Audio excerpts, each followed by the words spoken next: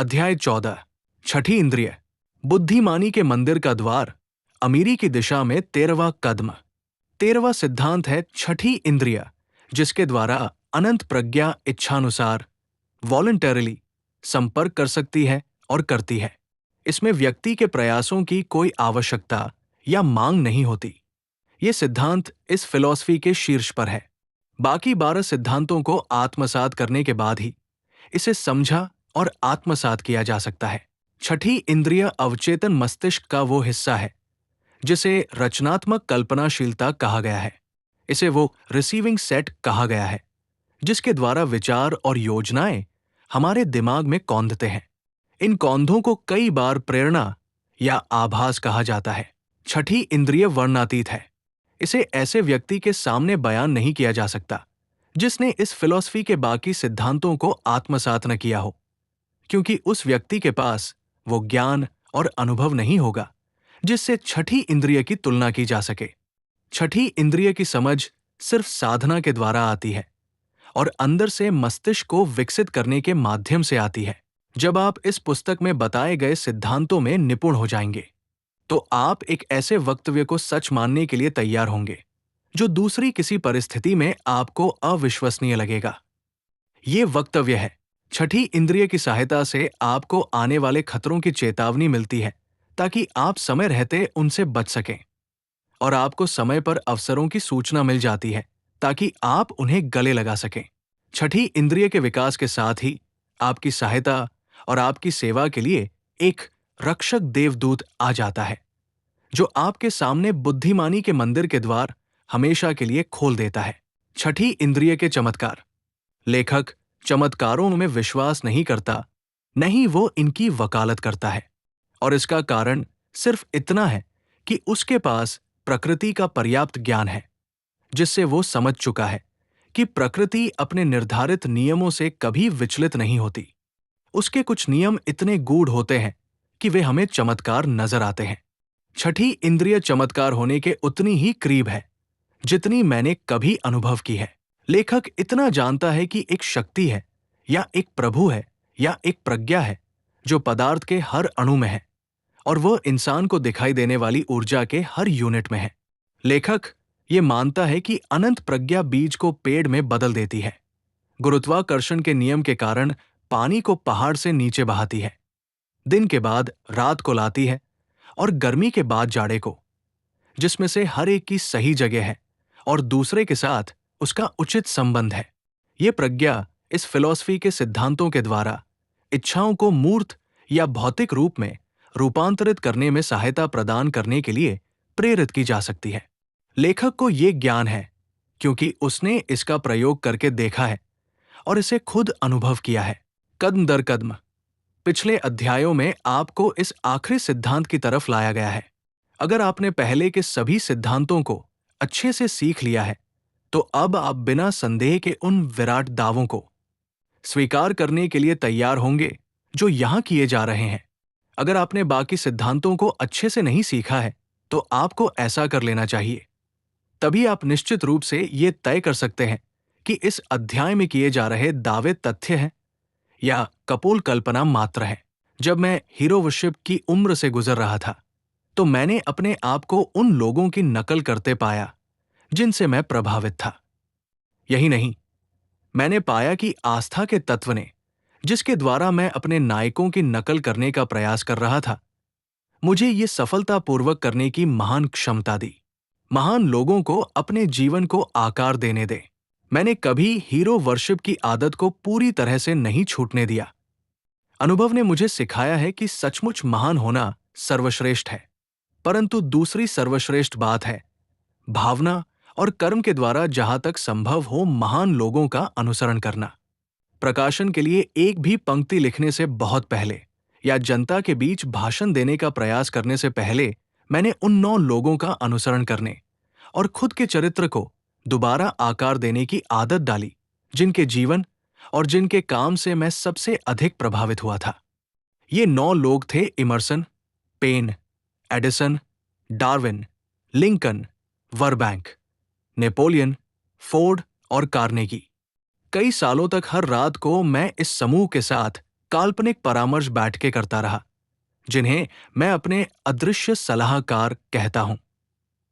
तरीका यह था, हर रात को सोने से ठीक पहले मैं अपनी आंखें बंद कर लेता था और अपनी कल्पना में इन लोगों को अपने साथ एक परामर्श मेज के चारों तरफ बैठा देखता था। यहां मुझे न सिर्फ उनके साथ बैठने का अवसर था, जिन्हें मैं महान समझता था, बल्कि मैं उस समूह में सबसे प्रभावशाली व्यक्ति भी था, क्योंकि मैं उस समूह का चेयरमैन था। इन रात्रिकालीन बैठकों के द्वारा ये कल्पना करने के पीछे मेरा बहुत ही निश्चित उद्देश्य था।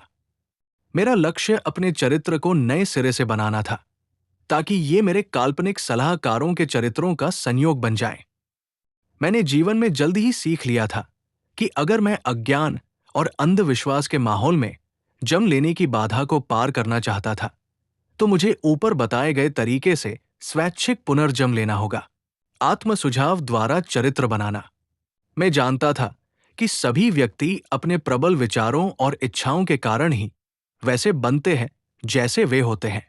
मैं जानता था कि गहराई में बैठी हर इच्छा ये प्रभाव डालती है कि इंसान उसकी बाहरी अभिव्यक्ति चाहता है, जिसके द्वारा उस इच्छा को यथार्थ में रूपांतरित किया जा सके। मैं जानता था कि आत्म सुझाव चरित्र निर्माण में एक सशक्त तत्व है। दरअसल ये इकलौता सिद्धांत है जिसके द्वारा चरित्र बनता है। मस्तिष्क के संचालन के इन सिद्धांतों के ज्ञान के कारण मैं अपने चरित्र के पुनर्निर्माण के लिए आवश्यक सारे साजो सामान से लैस था। इन काल्पनिक परामर्श बैठकों में मैंने अपने कैबिनेट सदस्यों से वो ज्ञान चाहा जो मैं उनसे चाहता था। मैंने हर सदस्य से सुनाई देने वाले शब्दों में स्पष्ट रूप से कहा, मिस्टर इमर्सन, मैं आपसे प्रकृति की अद्भुत समझ हासिल करना चाहता हूं, जो आपके जीवन की पहचान है। मैं आपसे आग्रह करता हूं कि आप मेरे अवचेतन मस्तिष्क में वे सारे गुण दाखिल कर दें जो आप में थे, जिनकी वजह से आप प्रकृति के नियमों को समझ पाएं और खुद को उनके अनुरूप ढाल पाएं। मिस्टर बर्बैंक, मैं आपसे आग्रह करता हूं कि आप मुझे वो ज्ञान प्रदान करें जिसने आपको प्रकृति के नियमों से तालमेल बनाने में समर्थ बनाया, जिसके द्वारा आपने कैक्टस के कांटों को दूर हटाने के लिए और इसे एक भोज्य पदार्थ बनने के लिए प्रेरित किया। मुझे उस ज्ञान तक पहुंचा दें जिसने आपको वहां पर घास के 2 तिनके उगाने में समर्थ बनाया, जहां पर पहले एक ही तिनका घास उगती थी। नेपोलियन, मैं आपसे वो अद्भुत योग्यता हासिल करना चाहता हूं जिसके द्वारा आप लोगों को प्रेरित किया करते थे और उनसे अधिक संकल्प से अधिक महान कर्म करवाते थे। मैं आपसे सतत आस्था का भाव भी हासिल करना चाहता हूं, जिसने आपको पराजय को विजय में बदलना सिखाया और ऊंची बाधाओं को पार करना सिखाया।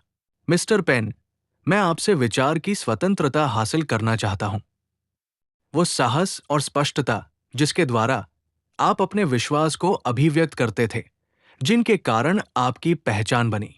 मिस्टर डार्विन, मैं आपसे अद्भुत धैर्य और पूर्वाग्रह या पक्षपात के बिना कारण और परिणाम का अध्ययन करने की योग्यता हासिल करना चाहता हूं, जो आपने प्राकृतिक विज्ञान के क्षेत्र में साबित की है।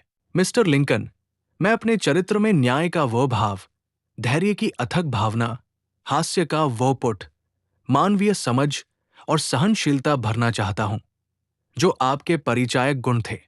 मिस्टर कार्नेगी, मैं संगठित प्रयास के सिद्धांतों की वो पूर्ण समझ हासिल करना चाहता हूं, जिसका प्रयोग आपने इतने प्रभावी ढंग से एक विशाल औद्योगिक साम्राज्य बनाने में किया था। मिस्टर फोर्ड, मैं आपसे लगन की भावना, संकल्प शक्ति, संतुलन और आत्मविश्वास हासिल करना चाहता हूं, जिनके कारण आप गरीबी पर विजय हासिल कर सके और मैं मानवीय प्रयास को संगठित करना, एक सूत्र में बांधना और आसान बनाना चाहता हूं, ताकि मैं दूसरों की मदद कर सकूं, जिससे वे आपके पदचिन्हों पर चल सकें। मिस्टर एडिसन, मैं आपसे आस्था की अद्भुत भावना हासिल करना चाहता हूं, जिसके द्वारा आपने प्रकृति के इतने सारे रहस्य उद्घाटित किए।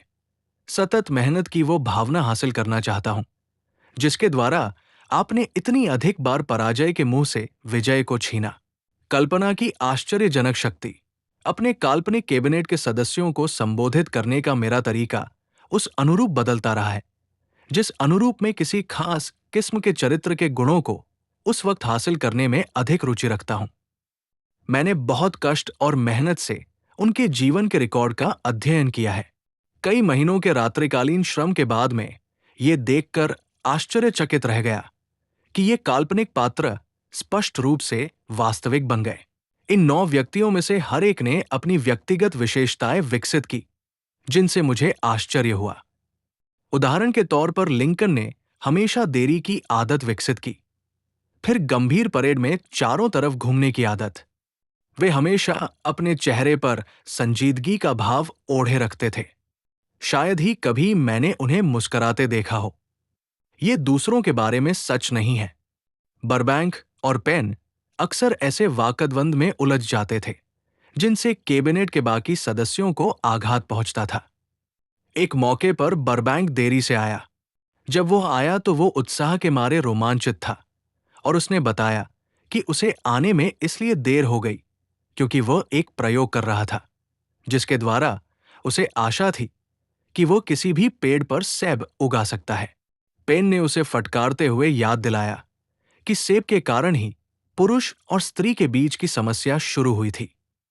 डार्विन जोर से हंसे और उन्होंने ये सुझाव दिया कि जंगल में सेब इकट्ठे करने जाने समय पेन को छोटे सपों के बारे में भी सचेत रहना चाहिए, क्योंकि उनकी ये आदत होती है कि बड़े होकर वे बड़े सर बन जाते हैं। इमर्सन ने कहा, सर्प नहीं तो सेब नहीं। और नेपोलियन का कहना था, सेब नहीं तो राज्य नहीं। ये बैठ के इतनी यथार्थवादी हो चली कि मैं उनके परिणामों से भयभीत होने लगा और मैंने उन्हें कई महीनों के लिए स्थगित कर दिया। ये अनुभव इतने अजीब थे कि मैं डर रहा था कि अगर मैंने उन्हें जारी रखा तो मैं इस तथ्य को भुला दूंगा कि ये बैठकें पूरी तरह मेरी कल्पना में हो रही थी। ये पहली बार है जब मैंने इस बात का जिक्र करने का साहस किया है। अब तक मैं इस विषय पर चुप ही रहा, क्योंकि मैं अपने खुद के नजरिए से जानता था कि अगर मैंने अपने असामान्य अनुभव का वर्णन किया तो मुझे गलत समझा जाएगा।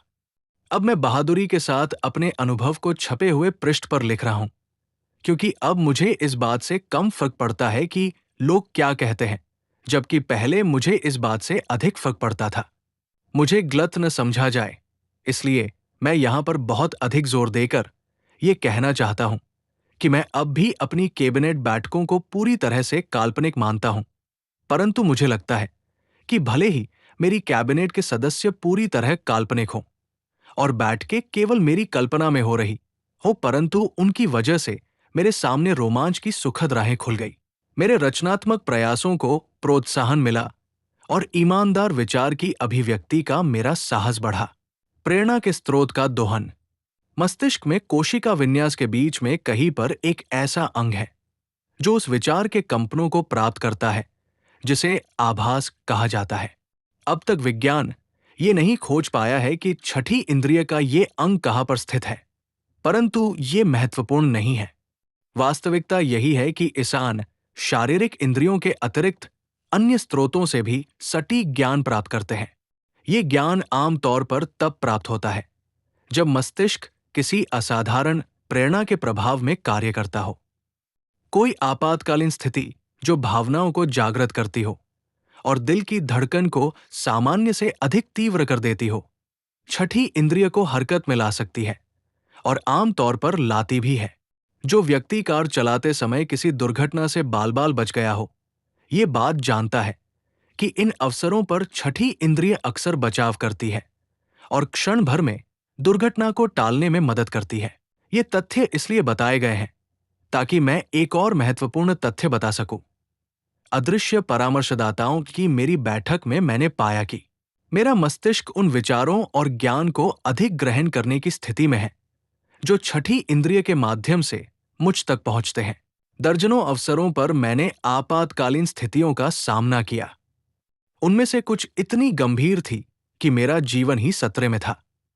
किसी चमत्कारिक शक्ति ने मुझे इन मुश्किलों के पार निकलने का मार्गदर्शन दिया जो मेरे अदृश्य सलाहकारों के प्रभाव से संभव हुआ। काल्पनिक लोगों के साथ बैठकें आयोजित करने का मेरा मूल लक्ष्य सिर्फ ये था कि मैं अपने अवचेतन मस्तिष्क को आत्म सुझाव के सिद्धांत के द्वारा वो निश्चित गुण प्रदान करूं जो मैं हासिल करना चाहता था। पिछले कुछ सालों में मेरा प्रयोग बिल्कुल अलग ही रास्ते पर चल पड़ा। अब मैं अपने काल्पनिक परामर्शदाताओं के पास हर कठिन समस्या को ले जाता हूं, जो मेरे या मेरे क्लाइंट्स के सामने आती है। परिणाम अक्सर आश्चर्यजनक होते हैं। हालांकि मैं पूरी तरह से परामर्श के इस स्वरूप पर निर्भर नहीं करता हूं। धीमे विकास वाली एक प्रबल शक्ति। छठी इंद्रिय कोई ऐसी चीज नहीं है जिसे आप इच्छा से ओढ़ लेते हैं या हटा देते हैं। इस महान शक्ति का प्रयोग करने की योग्यता धीमे धीमे आती है और इस पुस्तक में बताए गए अन्य सिद्धांतों के प्रयोग से आती है। चाहे आप कोई भी हो या इस पुस्तक को पढ़ने का आपका उद्देश्य कुछ भी हो, आप इसका लाभ उठा सकते हैं। चाहे आप इस अध्याय में बताए गए सिद्धांत को समझ ही न पाए हों। यह खास तौर पर तब सच है जब आपका प्रमुख उद्देश्य धन का संग्रह या अन्य भौतिक वस्तुओं का संग्रह हो। छठी इंद्रिय वाला अध्याय इसलिए शामिल किया गया है क्योंकि यह पुस्तक इस तरह डिजाइन की गई है कि इसका लक्ष्य एक पूर्ण फिलॉसफी प्रस्तुत करना है, जिसके द्वारा व्यक्ति अपना मार्गदर्शन बिना किसी गलती के कर सके और जो वो जीवन में चाहता है उसे हासिल कर सके। समस्त उपलब्धि का शुरुआती बिंदु इच्छा है। अंतिम बिंदु उस किस्म का ज्ञान है जो समझ की ओर ले जाता है। खुद की समझ, दूसरों की समझ, प्रकृति के नियमों की समझ, सुख की समझ। इस तरह की समझ पूरी तरह सिर्फ तभी आती है जब आप छठी इंद्रिय के सिद्धांत से परिचित होते हैं और इसका प्रयोग करते हैं। इस अध्याय को पढ़ने के बाद आपने ये गौर किया होगा कि आप इसे पढ़ते समय मानसिक प्रेरणा के एक ऊंचे स्तर पर उठ गए थे। अद्भुत! आज से एक महीने बाद इसे एक बार फिर पढ़ें और आप पाएंगे कि आपका मस्तिष्क प्रेरणा के और भी अधिक ऊंचे स्तर पर विचरण कर रहा होगा। इस अनुभव को समय समय पर दोहराते रहें और इस बात से कोई सरोकार न रखें कि आप उस समय कितना अधिक या कितना कम सीख पाए हैं, और अंततः आप अपने आप को एक ऐसी शक्ति का स्वामी पाएंगे जो निराशा को दूर फेंकने में, डर को परास्त करने में, टाल-मटोल को छोड़ने में और अपनी कल्पनाशीलता का अधिक मुक्त उपयोग करने में आपको समर्थ बनाएगी।